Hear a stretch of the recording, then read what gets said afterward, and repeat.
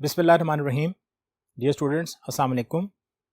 बेटा, non trading organisations पर आज हमारा सेकंड लेक्चर है। लास्ट लेक्चर में हमने बात जहाँ छोड़ी थी हम उसके बाद से स्टार्ट ले रहे हैं। तो आइए चलते हैं लेक्चर की तरफ और देखते हैं कि इसमें मज़ीद आज चीज़ें हम क्या ऐड करेंगे।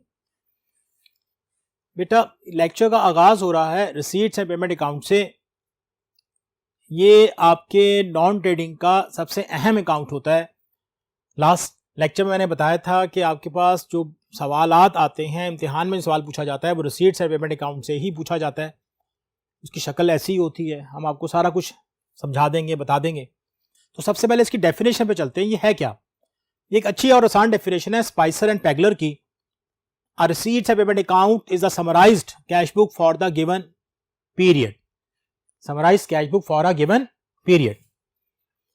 अब इसके बाद इसके कैरेक्टरिस्टिक्स, अब ये भी देखिएगा बेटा, ये एक शॉर्ट है और ये जो बात हो रही है ये भी एक शॉर्ट पे ही बात हो रही है। आप इसमें मैंने कुछ पॉइंट्स लिख दिए हैं, सारे याद हो जाएं, बहुत आसान से हैं, आपको मेमोराइज हो जाएंगे। It is an abridged cash book. Abridge कहते हैं जो हम किसी चीज की इख्तसार, मुख्तसर किया जाता है, समरी सी बनाते हैं, that is why it's called abridged cash book. और डेफिनेशन भी इंडिकेट कर रही है समराइज्ड कैश बुक। डेफिनेशन भी इंडिकेट कर रही है समराइज्ड कैश बुक। तो it is an averaged cash book. अब क्या है जी? Starts with the opening balance. जाहिर है ये ओपनिंग बैलेंस कैश का भी हो सकता है और बैंक का भी हो सकता है, क्योंकि आप जानते हो 3 कॉलम कैश बुक में सब चीजें अवेलेबल होती हैं। All cash receipts are recorded on the debit side. This is very much important कि ऑल कैश रिसीट्स, जहां जो भी आप कैश रिसीव करेंगे, क्योंकि इसके बाद मैंने इसका एक जवाब दिया है, वहां पे आपको बात क्लियर होगी कि हम किस तरह की कैश रिसीव कर रहे हैं। And all cash payments are recorded on credit side. Again very important. इसके बाद it records the capital and revenue nature items. Very important. अब कैपिटल नेचर आइटम, बेटा कैपिटल एंड रेवेन्यू का चैप्टर पढ़ा था पार्ट 1 में, बिल्कुल उसी के रेफरेंस से बात हो रही है। यहां पर कैपिटल नेचर आइटम की बात करेंगे तो वो आइटम्स, वो ट्रांजैक्शंस, इनका इफेक्ट लॉन्ग टर्म होता है, जो नॉन रेकरिंग होती है। यही हमने वहां पे पढ़ा था, इस तरह ना, नॉन रेकरिंग होती है। और रेवेन्यू मीन जो शॉर्ट टर्म होती है। अब जब मैंने ये बोला कि इन दोनों से ये रिकॉर्ड होगा या ये दोनों पाई जाएंगी, तो हमारे पास तो 2 साइड है, एक डेबिट साइड, एक क्रेडिट साइड। इसका मतलब क्या निकला कि हमारे पास कैपिटल रिसीट डेबिट साइड पे, कैपिटल पेमेंट क्रेडिट साइड पर, क्योंकि रिसीट जो है वो डेबिट साइड है, ऑल रिसीट्स, और पेमेंट है वो क्रेडिट साइड है। And in the same senses जो रेवेन्यू रिसीट्स होंगी वो बेटा डेबिट साइड पे होंगी, जो रेवेन्यू पेमेंट्स होंगी वो आपकी क्रेडिट साइड पर होंगी। तो अब रिसीट साइड पर capital receipts, revenue receipts, payment side पर कैपिटल पेमेंट, रेवेन्यू पेमेंट। इसके बाद it and with the closing balance of cash, यानी कि जब आप इसको एंड करेंगे। अब आपको याद होना चाहिए कि हम इसका बैलेंस निकालते थे। आपको एक बात बताई जाती है कि जब आप कैश बुक को कहते थे, जब कैश बुक की बात होती थी, कैश बुक और रिसीट पेमेंट अकाउंट में थोड़ा सा फर्क होता है। मैंने इससे पहले लेक्चर में बताया था, मैं मजीद छोटी छोटी बातें आपको बता के जा रहा हूं। भाई कैश बुक बनाई जाती थी फॉर द मंथ ओनली। आप पार्ट 1 में जाके कोई भी सवाल देखिएगा कि जनवरी की बना रहे हैं, फरवरी की बना रहे हैं, मार्च की बना रहे हैं। But receipts and payment account represents the summary of the whole year of the transaction recorded in the cash book. जितने हेड्स वहां इस्तेमाल हो रहे हैं वो वहां पे ऐड हो जाएंगे। मैंने लास्ट लेक्चर में भी एक मिसाल दी थी। फर्ज किया आप सैलरी पे कर रहे हो, आपकी सैलरी 10,000 रुपए एक मंथ की सैलरी है, तो 1 साल बाद वो जब एग्रीगेट होगी तो 1,20,000 के हिसाब से वो रिकॉर्ड की जा रही होगी। कहां पर? रिसीट्स एंड पेमेंट अकाउंट में। तो रिसीट्स एंड पेमेंट अकाउंट में सारी चीजें इकट्ठी करके, ऐड करके मेन हेड्स के साथ लिख दी जाती हैं। और यहां पे आपको ये भी नजर आ रहा है कि ये अगर इसकी ओपनिंग डेट है तो यहां पे स्टार्ट अगर ओपनिंग से हो रहा है तो यहां पे एक ओपनिंग डेट मिलेगी आपको, और अगर क्लोज हो रहा है तो यहां पे एक क्लोजिंग डेट मिलेगी। उसके दरमियान में हम इन चीजों को रिकॉर्ड करेंगे। और ये भी वही हैं जो साल के दरमियान में चीजें आई।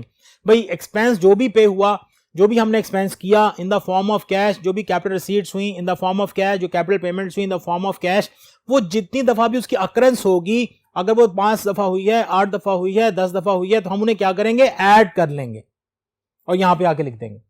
यहां पे इसीलिए इसे कहते हैं it is a summarized cash book. तो इसको समझना बहुत जरूरी होता है। अब फिर देख लेते हैं रिसीट्स एंड पेमेंट अकाउंट पर। एक तो उसकी डेफिनेशन है Spicer Pegler, a receipts and payment account is a summarized cash book for a given period, खास पीरियड की होगी। कैरेक्टरिस्टिक्स में था इट इज एवरेज, एवरेज मैंने बोला it is a summarised, average mean summary है, कंसाइज किया हुआ है, आपने इख्तिसार किया हुआ है। Starts with the opening balance, cash और बैंक का बैलेंस है तो एंड भी इस तरह ही होगा, कैश और बैंक के बैलेंस पर। All cash receipts are recorded on the debit side and all cash payments are recorded on credit side. ये इसलिए बताया जा रहा है, कभी अगर आपको ये कह दिया जाए कि जी these are the following transactions and prepare the receipts and payment account, तो आपको पता हो जिस जिस ट्रांजैक्शन में आपको कैश रिसीव हो रहा है, आपका इदारा वो पैसे वसूल कर रहा है, वो उसकी डेबिट साइड पे आएगा। जहां जहां वो इदारा पैसे दे रहा है, अदा कर रहा है, वो उसकी क्रेडिट साइड पे आएगा। अच्छा, एक रिसीट्स एंड पेमेंट अकाउंट की वैसी ही है जो आप पीछे कन्वर्जन में पढ़ के आए हैं, accounts from income record signal system में पढ़ा था, वहां पर जो आप कन्वर्जन की होगी वहां भी रिसीट एंड पेमेंट अकाउंट बनाया था, बिल्कुल ये वैसा ही है, सिर्फ यहां पर उनके आइटम्स की नेचर बदल जाती है। तो बेटा अब इस रिसीट एंड पेमेंट अकाउंट में मजीद क्या चीजें हैं, इसमें कौन कौन सी अहम बातें हैं, वो हमें मिलेंगी इसके नेक्स्ट बोर्ड पर। तो आए चलते हैं इसके नेक्स्ट बोर्ड पर और देखते हैं वहां पर मजीद इससे हमें क्या इंफॉर्मेशन मिल सकती है। तो आए चलें नेक्स्ट बोर्ड पर। जी यहां पर एक अहम मैंने हेडिंग दे दी है, source for the preparation of accounts of non trading concern, कि वो सोर्स क्या सोर्स है। बाहर हम बात कर रहे हैं इस वक्त रिसीट एंड पेमेंट अकाउंट की, तो उसी के हवाले से यहां पे बात होगी। अब ये बहुत अहम लेक्चर है आज का, इसमें जो बात बताई जा रही है ये बहुत अहम है, इससे आपको बहुत सारी चीजें पता चल जाएंगी। सबसे पहले बेटा ने रिसीट साइड मेंशन की, ये पेमेंट साइड है। याद रखिएगा आपके रिसीट साइड पर आने वाली आइटम्स को, ये देखें सवाल में ऐसा नहीं बना होगा, ये मैंने बना दिया आपके लिए। हम 3 हिस्सों में कैटेगराइज करते हैं, opening balance, capital receipts, revenue receipts. Payment side भी 3 हिस्सों में कैटेगराइज हो रही है, revenue payments, capital payments and balance CD.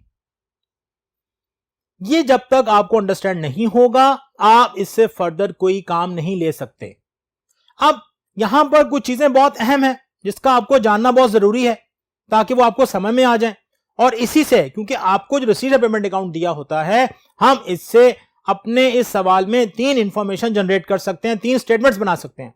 एक ओपनिंग बैलेंस शीट बना सकते हैं, इनकम एंड एक्सपेंडिचर अकाउंट बना सकते हैं और क्लोजिंग बैलेंस शीट बना सकते हैं, सिर्फ इस सवाल से। ये आपको जब हम प्रैक्टिस कराएंगे तो हम ये सारी चीजें आपको समझा देंगे कैसे, लेकिन आपके ज़हन में ये बात होनी चाहिए कि आपकी कैश बुक के ये हिस्से मौजूद हैं। देखो बेटा फिर मैं बता दूं, आपको जो सवाल दिया जाएगा उसमें कैटेगराइजेशन नहीं की जाती इस तरह हेडिंग में, ये आपको मेमोराइज करना है। कैसे करना है ये भी हम आपको बता देंगे कैसे मेमोराइज करना है। आप सिर्फ इसको देखें कि आपने ये काम करना किस तरीके से है। आपके पास रिसीट साइड पर 3 चीजें, पेमेंट साइड पर 3 चीजें, इसके बाद मैंने यहां एक heading the income and expenditure account, income and expenditure account. देखो बेटा इनकम एंड एक्सपेंडिचर अकाउंट जो है ये बनाया जाएगा उन आइटम से जो रेवेन्यू नेचर होती हैं। कौन सी होती हैं? रेवेन्यू नेचर आइटम होती है। कौन सी होती हैं सर? रेवेन्यू नेचर आइटम्स होती है। अब एक्सपेंस और इनकम आप जानते हो कि आपकी रेवेन्यू नेचर आइटम है। अब इसका मतलब है अगर मैं इनमें से ये 2 चीजें उठा के इधर ले आऊं तो बाकी जो 2 चीजें बची वो कहां जाएंगी? Very interesting. देखें यहां ये बचा और यहां पर ये बचा, दोनों की सिचुएशन एक जैसी है, मीन कैपिटल और बैलेंस, कैपिटल और बैलेंस, एक ओपनिंग है एक क्लोजिंग है। तो बेटा ये जाएगा बैलेंस शीट में। देखिए इतनी सी बात से आप बहुत कुछ समझ आते हैं। अच्छा ऐसे करना है। जब हम सवाल करेंगे ना तो मैंने इन्हीं इंडिकेशंस के जरिए आना है, तब आपको पता होना चाहिए। अच्छा ये तो अभी मेमोराइज कर लेंगे, अभी चीजें छोटी हैं तो अच्छी तरह मेमोराइज हो जाएंगी, फिर आप किसी सवाल को भी कर सकते हैं, अपनी किताब को भी खुद पढ़ के समझ सकते हैं आप। अब मैंने ये चीजें उठा के यहां ले आया। अब सर ये क्या आपने इसमें एड लेस लिखा हुआ है? अब ये मैं बताने जा रहा हूं। मैंने पिछले लेक्चर में बात बताई थी, जो इनकम एक्सपेंडिचर अकाउंट है, यानी कि जितने अकाउंट्स हम नॉन ट्रेडिंग कंसर्न में बनाते हैं वो एक्रूअल बेस होते हैं। मैंने वहां पर आपको एक मैचिंग कॉन्सेप्ट सिखाया था कि इनकम एक्सपेंस को ऐड या लेस किया जाता है। बेटा यहां पर बस एक चीज आपको एडवांस मिलेगी। देखो आपने आज तक कमिंग ईयर और करंट ईयर तो देखा था, भाई प्रीपेड एक्सपेंस है, इसका ताल्लुक नेक्स्ट ईयर से है, और अगर अनअर्न्ड इनकम है इसका ताल्लुक नेक्स्ट ईयर से है, लेकिन कभी भी आपने लास्ट ईयर की चीज नहीं देखी थी। तो आज अब जो इसमें एक चीज और आपको जो नजर आएगी, जो थोड़ा सा आपके लिए मेमोराइज करने में प्रॉब्लम देती है या जिससे आप परेशान होते हैं, वो होते हैं लास्ट ईयर इनकम या लास्ट ईयर एक्सपेंस। देखिए, हम इनकम एक्सपेंडिचर अकाउंट बनाते हैं for the current period, for the current accounting year. अगर आप 2015 में खड़े हैं, अगर आप ये इनकम एक्सपेंडिचर अकाउंट बना रहे हैं 2015 का, तो इसमें एक्सपेंसेस और इनकम जो है 2015 के होने चाहिए।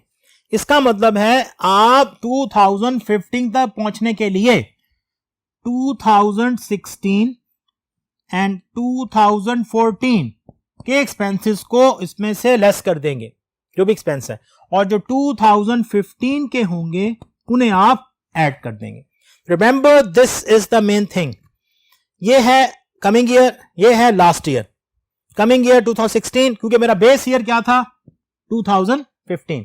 यही प्रोसीजर, यही तरीकेकार आप फॉलो करेंगे इनकम के लिए, कि अगर आपको 2015 की इनकम ढूंढनी है तो उस इनकम में से आप कमिंग ईयर की इनकम और लास्ट ईयर की इनकम के जो पैसे हैं उसे लेस कर देंगे, आप कमिंग ईयर तक, करंट ईयर तक पहुंच जाएंगे। भाई बिल्कुल सीधी सी बात है, अगर आपके पास 500 रुपए थे, उसमें से 200 रुपए आपके वालिद के हैं और 100 रुपए किसी दोस्त के हैं, तो दोनों माइनस करेंगे आप, तो पता चलेगा आपके पास अपने पैसे कितने हैं। तो समझ लें वो लास्ट ईयर और कमिंग ईयर वाली साइंस बिल्कुल इसी तरीके से है। फिर मैं बता दूं कि जब हम इस पे कोई न्यूमेरिक करने लगेंगे, हम इस पे कोई एग्जांपल बनाएंगे, हम आपको समझा देंगे ये ऐसे होगा, आपको फिगर करने की जरूरत नहीं है। अभी तक आपने क्या नोटिस किया भाई, पेमेंट साइड, रिसीट साइड में 6 हेड हैं, 3 रिसीट साइड पर हैं, 3 पेमेंट साइड पर हैं। उनमें से अगर हम 2 उठा लेते हैं उससे बनेगा इनकम एक्सपेंडिचर अकाउंट, और बाकी जो 4 बचेंगे उनसे बनेगी बैलेंस शीट। अभी सिर्फ आपके पास ये एक अमल है जिसको आपने पक्का करना है, ज़हन में बिठाना है। अब उनमें से मैं पहले पे किस पे आया, इनकम एक्सपेंडिचर अकाउंट पर। अब इनकम एक्सपेंडिचर अकाउंट आप जब बनाएंगे तो उसमें आपको ये मैक्सिमम पिक्चर है बेटा, इसके बाद और कुछ नहीं आएगा, ये मैक्सिमम है। ये कहां जाएगा, कैसे जाएगा, ये हम सब बता देंगे। आपने बस याद रखना है इनकम में से 2 चीजें लेस होंगी, last year coming year, current year add होगी। अब ये एक दफा याद करना है, ये इनकम के लिए भी चलेगा और ये एक्सपेंस के लिए भी चलेगा। इसके बाद जो आइटम बच गई उसमें से आपके पास एक ओपनिंग बैलेंस है, एक क्लोजिंग बैलेंस है,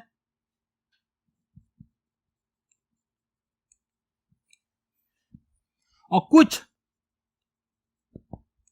कैपिटल रिसीट्स हैं और कुछ कैपिटल पेमेंट्स हैं। अब जितनी रिसीट्स हैं, पेमेंट हैं, इनमें से मोस्टली ऐसी होती हैं जिनका ताल्लुक क्लोजिंग बैलेंस शीट से होता है।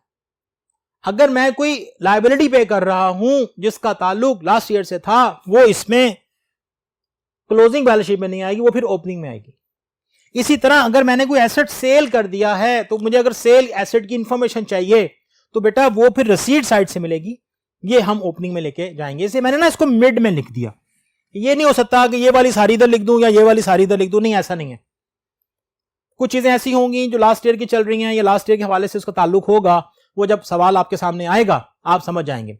अब आसान क्या था इसमें, भाई बैलेंस शीट में आपकी वो 4 आइटम चली गई, और जब 4 आइटम वो चली गई उनमें से आपने ये देखना होता है कि उसमें से उन 4 आइटम में से एक तो बिल्कुल क्लियर है ना, ओपनिंग बैलेंस और क्लोजिंग बैलेंस तो बिल्कुल क्लियर है, ये ओपनिंग बैलेंस शीट में जाएगा, ये क्लोजिंग बैलेंस शीट में जाएगा। अब बाकी जो हमें एसेट्स और लायबिलिटीज ढूंढनी है वो हमें इस सेंस से ढूंढनी है कि अगर उनमें से कोई एसेट्स या लायबिलिटीज का ताल्लुक लास्ट ईयर से है तो वो यहां से ओपनिंग में चली जाएगी, और जो इसका ताल्लुक इसी साल से है वो यहां पे क्लोजिंग में आ जाएगी। ये सीधी सी एक समरी है, छोटी समरी है। नहीं जी, अब इसमें हमारे पास जो मेन आइटम्स हैं वो ये हैं। हमें पता होना चाहिए जी कैपिटल रिसीट क्या है, रेवेन्यू रिसीट्स क्या है, कैपिटल पेमेंट क्या है, रेवेन्यू पेमेंट्स क्या है। तो जब इनका आपको पता चल जाएगा तो आप इनके कुछ आइटम्स को देख लेंगे तो आपके लिए सवाल करना मजीद आसान हो जाएगा। अब इनकी इंफॉर्मेशन के लिए हम चलते हैं इसके नेक्स्ट बोर्ड पर और वहां जाके देखते हैं कि इनमें और क्या क्या बातें मौजूद हैं। आइए चलते हैं नेक्स्ट बोर्ड पर। नहीं जी, कैपिटल रिसीट्स, डेफिनेशन याद ही होगी आपको, amount actually received on account of capital nature transaction, receive की on account of capital nature transaction. अब यहां पर मैंने कुछ चीजों को स्पेसिफिकली आपको बताना है जिसका ताल्लुक नॉन डेटिंग कंसर्न से। देखें, डोनेशन फॉर बिल्डिंग है, लोन टेकन है, सेल ऑफ फिक्स एसेट्स है, लेगेसीज है, लाइफ मेंबरशिप फी है, एंडोमेंट फंड है, ज़कात फंड है। ये कुछ ऐसी चीजें हैं जो कैपिटल रिसीट्स के मानों में आती हैं। अब अगर आप इनको मेमोराइज कर लें, और बहुत कम है, वो इनको मेमोराइज कर लें तो बहुत आसान हो जाएगा ये आपके लिए, यानी कि सवाल करना बहुत आसान हो जाएगा। तो आप इन चीजों को देख लें। बस इनमें से कुछ चीजें ऐसी होती हैं जो आपको ना एज एडजस्टमेंट बताई जा रही होती है कि ये चीज कैपिटलाइज्ड है, तो वो तो बता ही देगा ना। लेकिन अगर आपको खुद पता करना है कौन चीज कैपिटलाइज्ड है बेटा, कैपिटल नेचर कौन सी है, रिसीट्स कौन सी है, तो फिर ये हेड्स हैं। अगर आप इनको मेमोराइज करेंगे आपके लिए सवाल करना आसान हो जाएगा। अब होगा क्या, इनमें से कुछ आइटम जो हैं इनका जो है ट्रीटमेंट बैलेंस शीट में होगा। इनका ट्रीटमेंट बैलेंस शीट आइटम्स भी हैं इनमें से। अब इनमें से मैंने अभी बताया कि मसलन सेल ऑफ फिक्स एसेट अगर है, अगर वो ये कहता है कि इसमें से कोई ये लास्ट ईयर एसेट आपने सेल किया तब ओपनिंग में जाएगा, अदरवाइज ये सारी की सारी आइटम्स इधर आ जाएंगी, आपकी बैलेंस शीट में आ जाएंगी, क्लोजिंग बैलेंस शीट में आ जाएंगी। इसी तरह कैपिटल पेमेंट्स हैं आपके पास, इसमें आपने purchase of asset, payment of loan या लायबिलिटी। अब बेटा देखो, लोन आपने लिया था 3 साल पहले, आपको किस अदा कर रहे हैं ना, तो जाहिर है उसका ताल्लुक है कि आपने लास्ट ईयर लायबिलिटीज को पे किया। इसी तरह कोई आप एक्सपेंस पे करते हैं जिसका ताल्लुक पिछले साल से था, वो यहां पे करेंगे, तो जाहिर है उसका ताल्लुक ओपनिंग बैलेंस शीट से लिंक होगा, यानी कि वो ओपनिंग बैलेंस शीट में थी। भाई लास्ट ईयर आपके पास एक लायबिलिटीज थी 10,000 की, वहां पे लायबिलिटी शो हो रही है, इस साल आके वो पे कर दिया आपने, इसका मतलब है क्लोजिंग में शो नहीं होगी। एक और एग्जांपल लें, आपके पास लायबिलिटी थी 50,000 की, आपने पे किया 10,000, इसका मतलब है ओपनिंग बैलेंस शीट में 50 थी, 10 अदा कर दिए, तो क्लोजिंग में कितनी आनी चाहिए, सोचें 40। भाई 50 थी, 10 अदा कर दी, कितनी आनी चाहिए 40। अभी तक वो आपकी लायबिलिटी अदा नहीं हुई। लेकिन अगर वो क्लोजिंग ओपनिंग में 10 थी और आपने 10 के 10 अदा कर दिए हैं, इसका मतलब है क्लोजिंग बैलेंस शीट में कोई लायबिलिटी लोन के नाम से शो नहीं होगी। इसी तरह इनमें से अक्सर आइटम आपकी बैलेंस शीट में मौजूद होंगी, क्लोजिंग बैलेंस शीट में आएंगी। Revenue receipts comprises all sources of income, आपको लेक्चर 1 याद होगा, entrance fee, admission fee, registration fee, life membership fee, ज़कात फंड, डोनेशंस, चैरिटीज, एंडोमेंट, ये जितनी चीजें थी वो आपकी नॉर्मली रेवेन्यू रिसीट्स में थी। इनमें से रेवेन्यू रिसीट्स में से कुछ रिसीट्स ऐसी होती हैं जिसके बारे में एडजस्टमेंट्स गिवन होती है कि आपने क्या करना है, लाइक एंट्रेंस फी है, लाइफ मेंबरशिप फी है, तो बेटा क्वेश्चन में वो बता देता है कि आपने इसका इतना हिस्सा कैपिटलाइज करना है, इतनी इनकम है।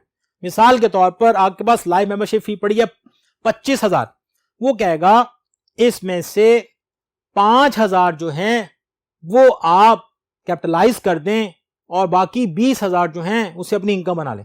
तो जब कैपिटल की बात हुई तो बेटा कैपिटल की कोई भी आइटम है वो कहां जाती है, बैलेंस शीट में, तो आप उसे कहां कैरी करेंगे, बैलेंस शीट में। इसी तरह आपके पास कुछ रेवेन्यू पेमेंट्स हैं, ये कुछ एक्सपेंस मैंने लिख दिए हैं, अगर आप 6-7 सवाल ऐसे ही पढ़े तो आपको ये काफी सारे नजर आने शुरू हो जाएंगे। इंटरेस्ट और लोन है, सैलरीज है, वेजेस है, रिपेयर्स एंड रिन्यूअल्स हैं, टेलीफोन चार्जेस हैं, रेंट एंड टैक्सेस हैं, प्रिंटिंग चार्जेस हैं, जर्नल एक्सपेंसेस हैं, ऑफिस एक्सपेंसेस हैं, चैरिटीज हैं, स्टेशनरीज हैं, ग्राउंड अपकीप्स हो सकते हैं, मेंटेनेंस हो सकती है, स्पोर्ट्स एक्सपेंस हो सकते हैं, और बहुत से ऐसे एक्सपेंस हो सकते हैं जो आप एज ए एक्सपेंस शो करेंगे। अच्छा, इसमें एक छोटी सी बात है ना, छोटी सी बात है जो आपको अगर समझ में आ जाए, अगर आप इनमें से देखिए, इशू क्या आता है, हमें रेवेन्यू पेमेंट्स पे आता है क्योंकि ये बहुत सारे हैं।